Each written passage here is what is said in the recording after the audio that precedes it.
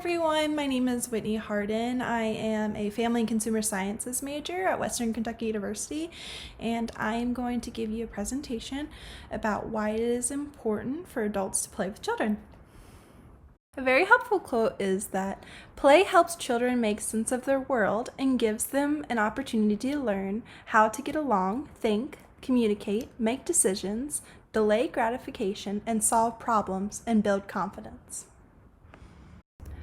So let's take a look at the overall view of play. Play is a child's natural way of learning. From the very beginning, they use play to navigate the world. Play also enriches all areas of development, from physical to cognitive to social emotional.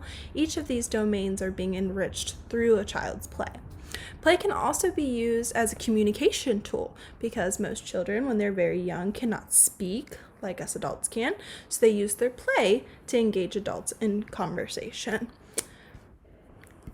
So the first age we're going to start off with is infancy, which typically ranges from about 0 to 1 year old.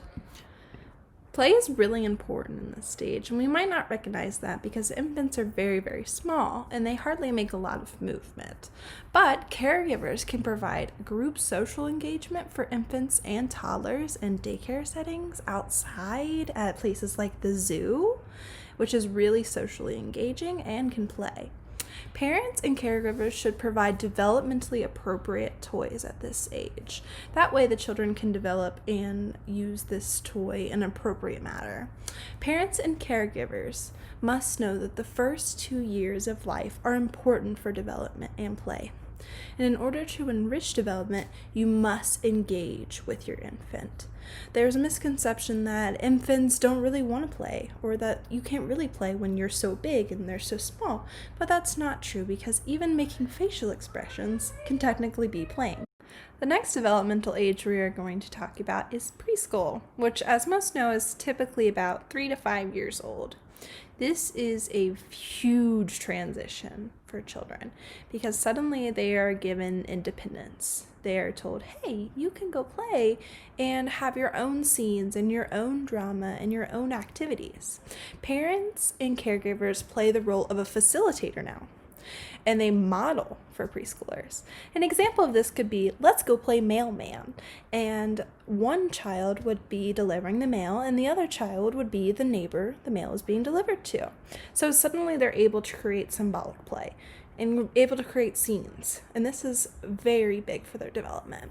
Parents and caregivers play at preschool age can implement gender role impressions as well. This is really important to look at because suddenly the children are influenced by gender and what toys they should and should not play with, and adults are able to implement that into children's play.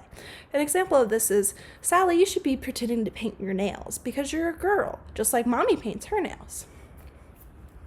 So the last age that we are going to discuss today is adults' role in adolescent play. So adolescence is typically from ages 6 years old all the way up to about 12, 13 in that preteen stage. So play is less evident at this age. Teachers may try to integrate play into the classroom assignments, but it's not put on a top tier like it was in preschool or infancy/toddlerhood. Parents and caregivers are playing with children less at this age. Children begin to play with peers and engage with adults as coaches. So typically when adolescence is reached, parents don't feel that they need to actually engage in play as much, which is actually the complete opposite because adolescent children are still looking for that role model and still looking for that best friend attachment figure in the adults in their lives. From caregivers to teachers to parents themselves, we care about children's learning and their ability to learn. Playing with your child helps keep your child engaged in the kind of play where learning occurs. We have to remember that play is their medium. It is their way that they are exploring the world. It is their pencil and paper. It is their worksheet. Through play, children are able to visualize the world, and that's how we get to be who we are today, is through our play in our childhood. So that brings us to the end of this presentation, and I really hope that you take away the fact that children should be constantly engaged in play, and not only engaged but encouraged to play. And as they grow, remind children that they never have to really stop playing, and that even into our adulthood we still play, even though it takes on different forms, and that play is our universal way of learning. Thank you so much. Bye!